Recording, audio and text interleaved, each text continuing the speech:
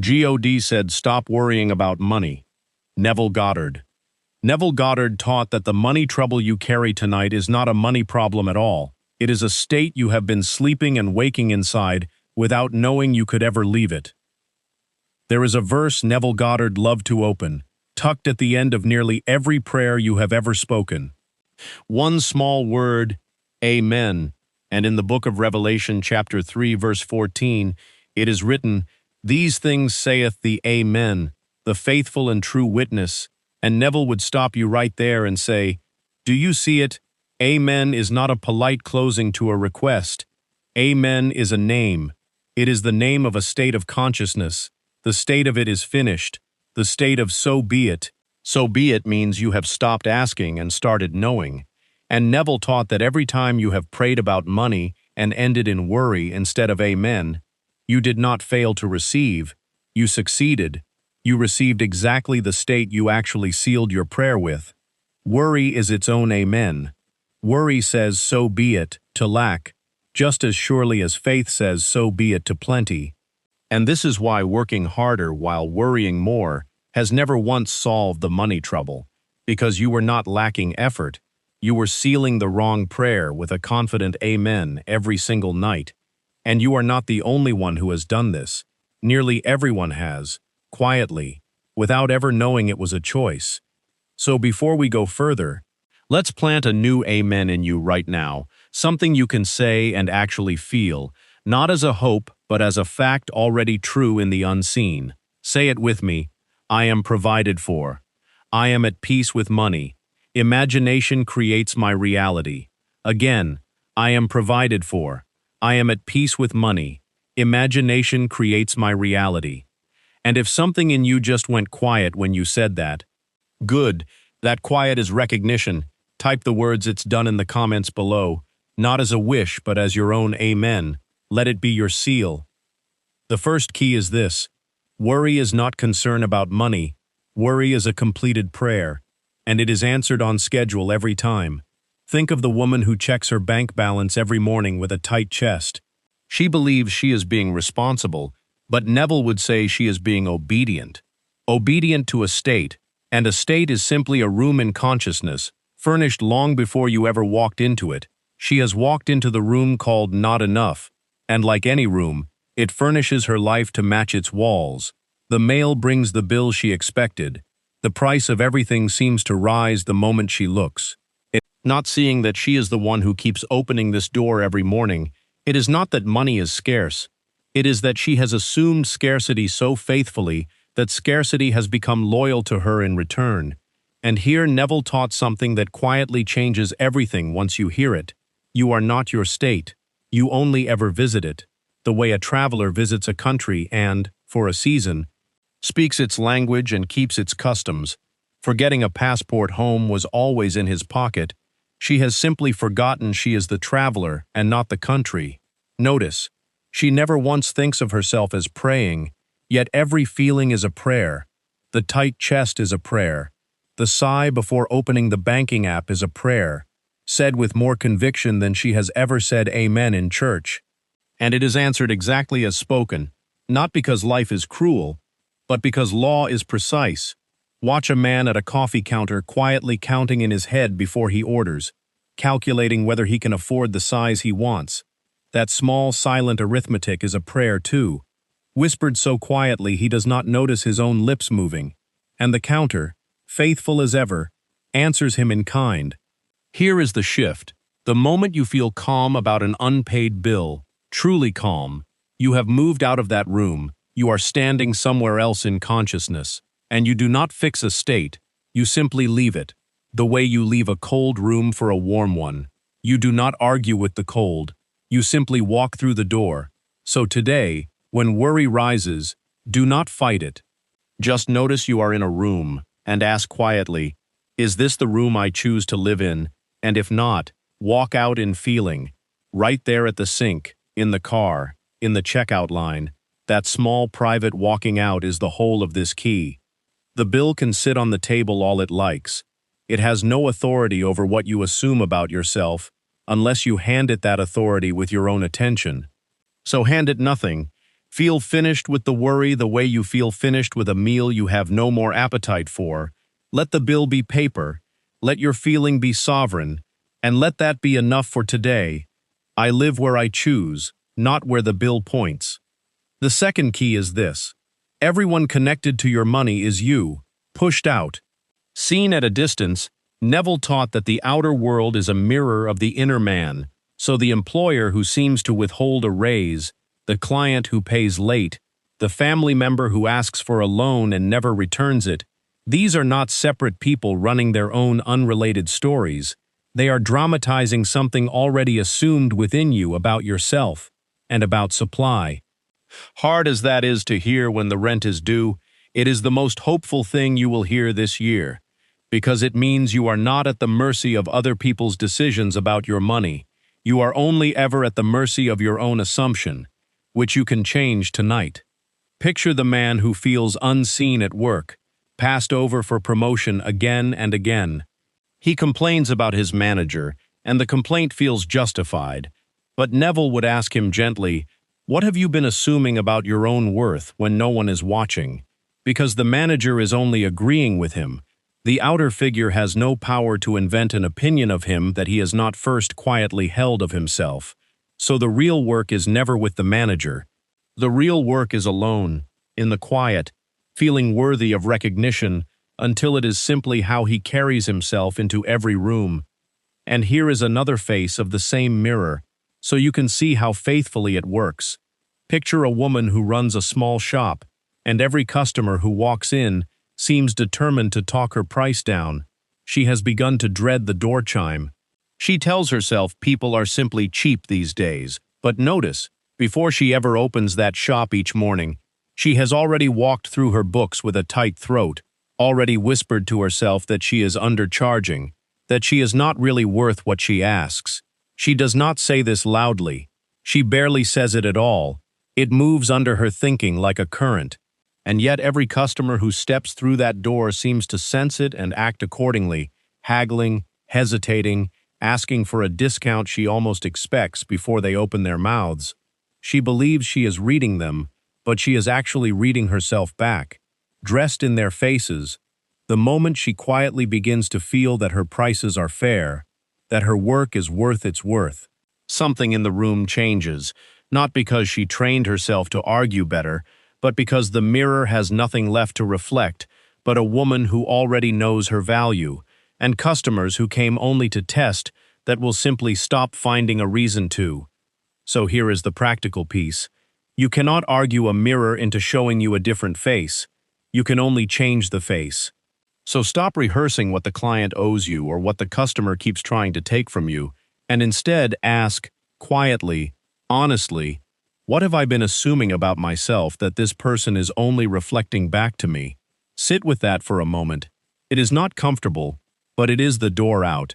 Because once you change what you assume about your own value and your own supply, the very same people either soften toward you or they simply leave your experience altogether, and someone new arrives already lined up with the new assumption. This is not coincidence. This is the outer world doing what mirrors have always done. Showing you yourself, faithfully, without opinion, without malice, only ever showing you back to you. So the next time a face across the table seems difficult about money, let your first thought be not what is wrong with them, but what have I been carrying that called this face into my room? I change the mirror by changing the man. The third key is this. There is a state Neville Goddard called the state akin to sleep. The drowsy, drifting condition just before you fall fully asleep, when the body has gone heavy and still, but the mind has gone soft and unguarded, and he taught that this is the doorway through which imagination revises reality with the least resistance from the reasoning mind, because in that drowsy hush your critical faculty, the part of you that argues and doubts and insists on being reasonable, has grown quiet, like a guard who has finally nodded off at his post. And it is precisely there, in that soft failing light between waking and sleep, that you plant the scene of money already resolved, not by thinking about numbers or reasons, but by feeling one small specific scene that only makes sense if the money has already come. Picture an ordinary day. In the morning you reach for your phone before your feet touch the floor, and that small motion is itself a kind of altar. By midday you are running numbers in your head, subtracting bills from income, feeling the familiar tightening behind the eyes, and by night you are tired. This is the mistake almost everyone makes. They wait to feel strong before they try to imagine wealth, and so they never manage it, because the reasoning mind is loudest exactly when you are wide awake and calculating. But at night, in that drowsy minute before sleep takes you under, the guard has already left his post, and this is where you slip in quietly and picture something small and sensory, not a vague fortune, not a number on a screen, but one plain scene that could only exist if the money were already yours. Perhaps you feel your own hand signing a check with total ease. Perhaps you feel the relief of glancing at a balance that no longer tightens your chest. Perhaps you simply feel yourself saying a quiet thank you, already knowing why, and you feel it as now, the way you feel a blanket already covering you. Think of the man who has spent years imagining his debt out loud, at dinner, to friends, to his own tired reflection while shaving, describing the amount, the due date, the dread behind his ribs, and Neville would say, of course, nothing in his life changes, because he has been living nightly in the end of the very thing he does not want, rehearsing it with more devotion than any prayer he has ever spoken. So notice, the correction is not complicated, it simply requires moving that same devotion onto a different scene. Because if a man can fall asleep worrying about a number with such vivid, faithful attention, that same man already possesses every faculty required to fall asleep, instead feeling the relief of that number resolved. The imagination was never broken in him, it was only ever pointed in the wrong direction. So tonight, before the drowsiness comes, decide on your one small scene in advance. Do not leave it to chance, choose it deliberately, a handshake, a receipt in your hand, a quiet exhale as you close a laptop, and hold it loosely as sleep approaches, letting it grow soft and dim along with your own thoughts. Not gripping it, simply resting in it the way you rest your head on a pillow you already trust to hold you. Because Neville taught that assumptions, though false to the senses in this moment, if persisted in, harden into fact, and the drowsy state is where persistence requires the least effort of your whole day. So tonight, do not fall asleep replaying the day's numbers. Fall asleep rehearsing the small proof that the numbers have already changed. Because whatever state you fall asleep in, you tend to wake inside of. The way a man who falls asleep angry often wakes still faintly angry before he even remembers why, and a life awakened inside relief is an entirely different life than one awakened inside dread, even if, on the calendar, nothing outward has changed yet. I fall asleep already holding what I asked for. The fourth key is this. Revision. Neville Goddard taught that you are not required to carry the day's disappointments into the night unedited. Whatever happened, however the numbers fell short, however the conversation about money went badly, you may sit quietly in the evening and simply rewrite the scene as it should have gone, not as denial, but as the deeper truth reasserting itself. Because he taught that the day you lived outwardly is not more real than the day you can live again inwardly. Imagination is the more permanent fabric, and revision is how you edit the fabric before it sets. Think of the man who stops at the grocery store after a long day. He reaches the register, and the total is higher than he expected. Something in his chest drops. He pays anyway. He drives home replaying it, muttering about prices, about his income, about how it never seems to be enough. And by the time he reaches his door, he has told that story to himself 4 or 5 times, each telling a little more convinced than the last. Neville would say that man has just spent his evening rehearsing lack as diligently as any actor rehearses a part for opening night. And the imagination, faithful servant that it is, has taken careful notes. But here is where the fourth key meets him. That same night, sitting in his chair, he can close his eyes and walk back through the register. Only this time, he feels the total arrive lighter. He feels his own ease as he pays. No drop in the chest. No story to tell about it later. He is not lying to himself. He is correcting a record, Because Neville taught that the outer event was only ever the shadow of an inner assumption, and shadows change the moment you move the light. So revision does not deny what happened. It denies that what happened has any further authority over what he assumes now.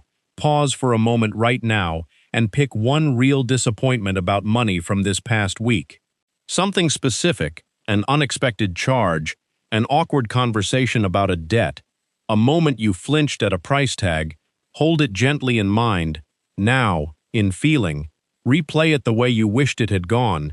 Feel the charge simply not arriving. Feel the conversation landing with ease and generosity. Feel yourself glancing at the price tag without flinching, without arguing with what happened, just quietly living the corrected version until it feels at least as real as the memory it is replacing. Do this consistently, evening after evening, and you will notice something quiet happening to your days. They begin arriving already edited, fewer scenes needing correction, because you have been training your imagination to expect the corrected version as the normal one. And imagination, once trained, does not go back to its old habits easily. It goes looking for evidence of the new pattern instead. This nightly editing is not a small thing. It is how a man who once flinched at every register begins, without announcing it to anyone, to stop flinching at all. I edit tonight what I will not repeat tomorrow. Subscribe now so the next teaching finds you when you need it. You should not have to search twice for what your peace requires. The fifth key is this, and it is the deepest one. So let's take it slowly, in 3 pieces. First, consider the self-concept. Second, consider persistence. Third, consider the I am as the only true source of supply you have ever had. First, the self-concept. Neville Goddard taught that you do not attract money, you attract the self you believe yourself to be, and money simply arranges itself around that self, the way furniture arranges itself around a room's purpose. If you believe yourself to be someone who struggles, someone always catching up, someone for whom money is a chronic problem, then no raise, no windfall will ever be large enough, because it is entering a self-concept built to spend it, lose it, or worry it away. This is why some receive a great sum and watch it vanish within months back to where they started, while others start with almost nothing and steadily rise. The difference was never the money, the difference was the self-concept the money was entering. Picture 2 neighbors, both let go from the same company on the same afternoon, both carrying the same small cardboard box to the same parking lot. The first drives home already rehearsing disaster, already telling his wife how bad it will be, and within a year he is telling the truth, because he lived into the very self he assumed on that drive home. The second, on that same drive, feels shaken for a moment and then quietly says, I am someone this always works out for. Nothing dramatic, just a plain private sentence. And within a year, he is the one telling a different story, not because he worked harder in those first weeks. Both sent the same resumes, both had the same rent due. The difference was entirely which self-concept each one fed on that drive home. And notice this, the self-concept does not only decide what comes toward you, it decides what you are even able to notice when it arrives. A woman who believes herself unlucky with money will walk past 3 open doors and see none of them, not because they were hidden, but because her self-concept trained her eyes to look only for evidence that confirms her. While a woman who believes herself provided for will glance at the same street and find an opening the first woman's eyes were never trained to register, this is not chance. This is the self-concept functioning exactly as Neville said it would, the fixed point around which the whole of experience is quietly organized. So before you ask for more money, ask a harder question. What kind of man or woman do I believe myself to be around? Money careful, provided for, calm, generous, because there is always enough, or anxious, behind, one bad month from disaster. Sit with that honestly, because whichever one you believe, you will keep proving right, not because the universe is unfair, but because you keep handing every situation the same interpreter, and the interpreter always finds a way to be correct. Second, persistence. Neville taught that an assumption, though false to the senses, if persisted in, will harden into fact. And this is the part most people quietly abandon. They assume wealth for an afternoon, and then the mail arrives and they abandon it. They feel calm for an hour, and then a friend mentions layoffs and they abandon it. But persistence is not about never feeling fear, it is about returning, again and again, without shame, to the assumption you have chosen, no matter how many times the day tries to talk you out of it. Think of a path worn into grass. The first walk barely bends a blade, but walk it daily, and the ground itself remembers the shape of your feet. Your assumption about money is exactly like this. The first few times you assume provision while looking at an empty account, it will feel absurd, almost embarrassing. That discomfort is not a sign you are doing it wrong. It is a sign the old path is still deeper than the new one. Keep walking the new one anyway, especially on the days it feels foolish, because those are the days it is working hardest. Go back to the neighbor who kept his quiet sentence. He did not feel calm every day. Some mornings he woke afraid, just like the first man. The only difference was what he did with the fear. He let it pass through him and returned again to, "I am someone this always works out for," said doing dishes, said in traffic, said half asleep. Not because he always believed it instantly, but because he decided the assumption mattered more than the mood of any single hour. And here is something worth naming plainly. Persistence is not the same as tension. You are not gripping the assumption the way a man grips a rope over a cliff, white-knuckled, terrified of falling. You are returning to it the way you return to a favorite chair after being called away, easily, without strain, simply coming back to the one place that already feels like yours. If you notice yourself gripping, exhausted, forcing the feeling, that is a sign you have slipped from assumption into effort. And effort was never the ingredient. Feeling was. So soften the grip and simply return, lightly, as many times as the day requires. The senses will always vote for the visible evidence. That is their only job. But you were never asked to believe your senses. You were asked to believe your assumption, until the senses have no choice but to fall in line and report back the very thing you persisted in feeling. Third, the I am. And here Neville went further than almost any teacher before him. He taught that I am is the name of God operating as your own awareness of being, not a distant Lord to petition, but the very consciousness reading these words right now. When Moses asked the burning bush its name, the answer was, "I am that I am," and Neville read this not as ancient history, but as present psychological fact. Whatever you attach to those two words, I am, becomes your experience. Say, "I am broke," and you have named your God, and it will answer faithfully. Say, "I am provided for," and you have named a different God, just as real, just as faithful. This is why the source of your supply was never your job, or your clients, or the economy, or your family. Those are only channels. The source has only ever been I am. The awareness of being you carry into every room and every bank statement. Notice that the two neighbors had access to the very same channels. The same job market, the same city, the same bills, and still lived two entirely different financial lives, because the channel was never the source. The I am behind each man was the source. And each I am answered exactly what it was told. Consider also the woman at her kitchen table, balancing a checkbook, long before any bill was paid. If she whispers, "I am drowning," she has not merely described her circumstance, she has commissioned it, sent it forward like an order placed at a counter that never asks whether the order is wise, only whether it is sincere, and it always fills sincere orders. So when you finally understand this, you stop begging your job to save you, and stop fearing the economy will ruin you, because both are simply outer weather. While I am is the sky that was never touched by any of it.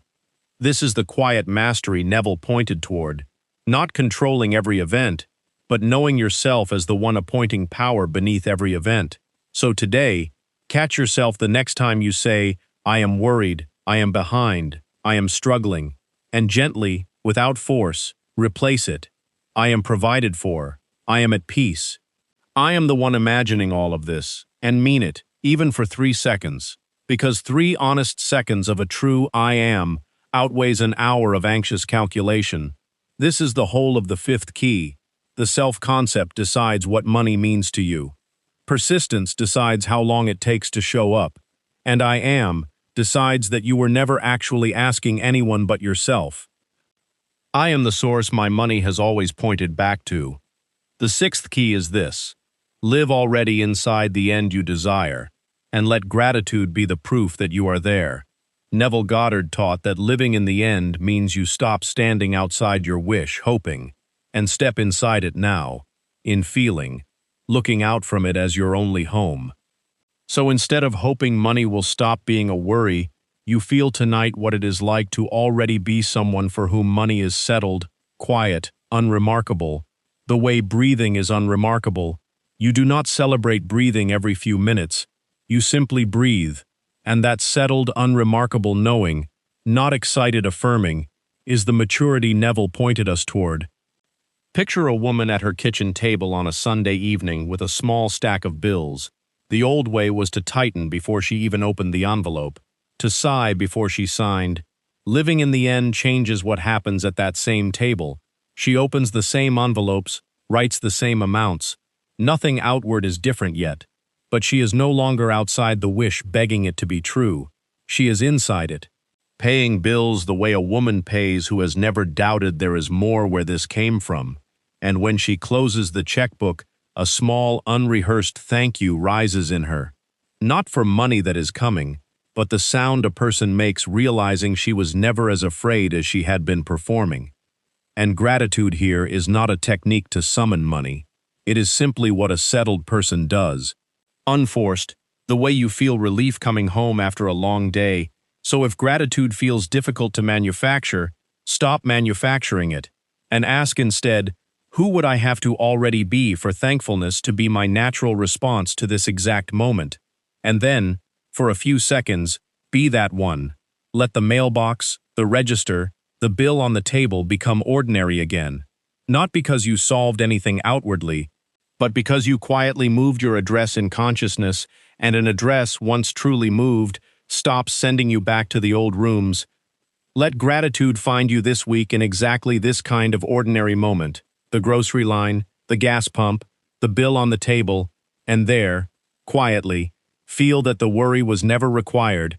It was only waiting on your amen. And now you have given it one. So stop worrying about money was never a wish, it was always an instruction, given the moment you were willing to hear it, and you have heard it. I live already settled, and I give thanks from there. Here is the whole picture. Worry is not concern. It is a completed prayer answered on schedule. The people around your money are not separate stories. They are mirrors showing you yourself pushed out. The drowsy state before sleep is the doorway where a new assumption meets the least resistance. Revision is how you edit today, so tomorrow arrives already corrected. The self-concept decides what money means to you, while persistence decides how long the correction takes. And I am decides that you were only ever speaking to yourself. And living in the end turns the whole search quiet, because you are no longer waiting for money, you are simply being, from the state that money has always obeyed, 6 keys, and yet you can feel now they were never 6 separate keys, they were one key, turned 6 ways, the same single truth that imagination is the only power at work in your money, and in your life.